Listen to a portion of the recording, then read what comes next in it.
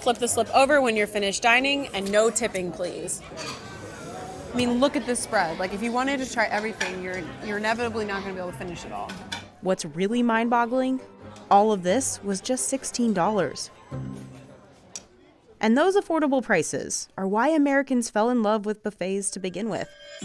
Buffets can be traced back to 18th century Sweden, where elites feasted on large spreads called smorgasbords. Around the same time, the French laid out fancy meals of their own. That's actually where we got the name for buffet, after the French word for sideboard, where the food was served. But it was a Las Vegas casino manager who brought the idea to the American masses in 1946 with a 24-hour buffet that cost just $1. And that was something that didn't make him a lot of money. Herb's Buffet was meant to attract people there, and then they would stay and eat, and then eventually gamble, and that's where the casino made its money. In the 1970s, buffet chains started to spread across the U.S. Golden Corral. Delightful, delectable. At Old Country Buffet, kids always get what they want. The restaurants could keep meal prices affordable because they had heavy foot traffic and low labor costs. It doesn't take very many people to run a Golden Corral compared to a fancy restaurant. There weren't as many servers, and a smaller kitchen staff cooked in big batches. While a chef at a sit-down restaurant can cook for 25 people in an hour, a buffet chef can serve 200. The profit margins at these places were razor thin, but it is definitely something that gets consumers in the door. And for a lot of restaurants, that's challenge number one. By the 1980s, buffets were a roaring success. A key part of the American dream is having excess, right? Having lots of stuff. And in a way, an all-you-can-eat buffet fits perfectly in with that. You know, Wendy's Super Bar is great for families because there's something for everyone. The concept was so successful that big brands like KFC and Wendy's hopped in on the trend. I went to Pizza Hut regularly in high school for the buffet because it was cool as a high school kid to gorge yourself with pizza. Shady Maple's founders started the buffet at the height of all-you-can-eats in 1985. From a small roadside veggie stand in the 60s, their new 300-seat buffet concept was a quick hit. 1.5-hour waits were common. But soon, all-you-can-eat stumbled across the country. In the era of fad diets, customers opted for healthier options. Then, into the 90s especially, there are a number of fairly high-profile incidents involving kind of mass food poisoning at these places. In 2000, a Milwaukee Sizzler was responsible for hundreds of probable E. coli cases. In 2003, a Chi-Chi's in Pittsburgh was the site of, at the time, the largest hepatitis A outbreak in U.S. history. Bad green onions infected 660 people and killed 4. In 2010, a man got salmonella from an Old Country buffet in Wyoming. The court ordered the chain to pay him $11 million in damages. When you have enough stories in the news about people getting food poisoning from these places, that affects public perception, and people will go elsewhere, and it's been downhill ever since. Between 1998 and 2017, more than 1,300 all-you-can-eat restaurants in the U.S. closed down.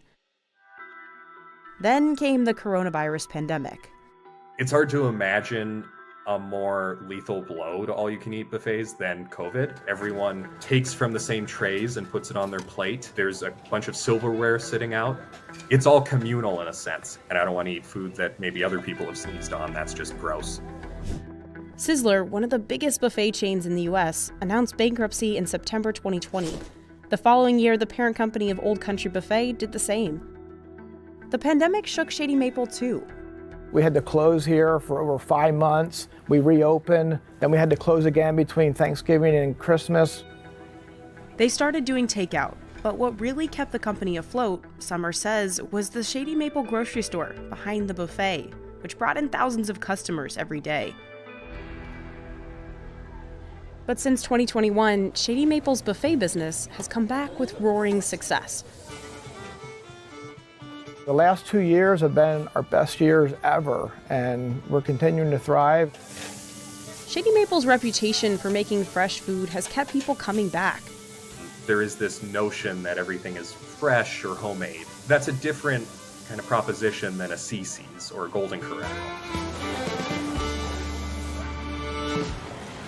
Instead of using pre-made mixes, Chef Brian Nagley whips up the bechamel sauce for the mac and cheese from scratch, using milk and shredded cheddar. He also makes the stuffing, or filling as the Pennsylvania Dutch call it, by hand, following the founder's original recipe. He mixes 10 pounds of butter with bread cubes. You can feel it. You know what I mean? You feel it with your hands. To keep food fresh, the staff monitors the buffet closely and orders more when a tray is close to running out. So this is our ordering system that we order the food here, that it goes back to the fryer aisle in the cook's department. The fryers get the ticket, this one for fried shrimp, and fill the order as quickly as possible.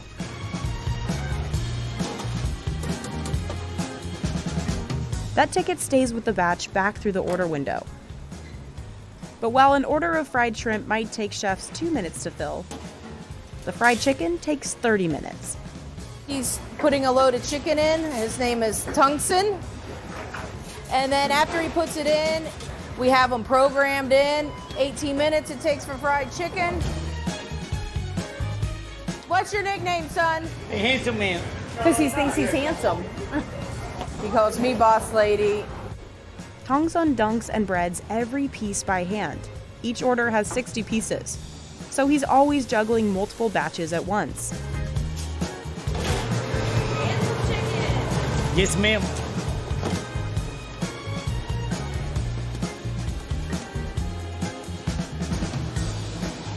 Cook John Plott cooks the veggies they chopped earlier.